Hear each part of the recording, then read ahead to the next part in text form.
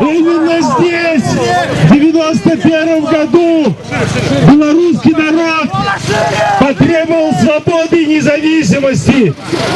Рухнул Советский Союз. И рухнет сегодня диктатура Лукашенко. Мы народ!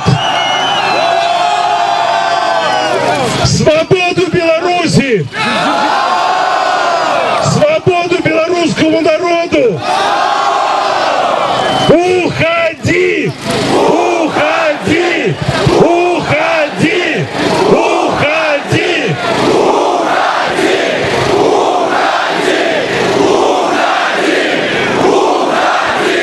Ще раз вилучаємо потребування керівництву МВД, так само керівництву КДБ.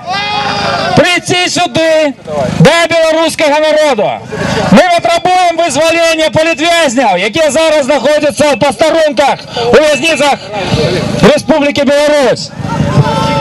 Ми зараз пойдемо на нову раду, щоб потребувати виконати волю народу, свободних демократичних виборів без Лукашенки. Живе Білорусь!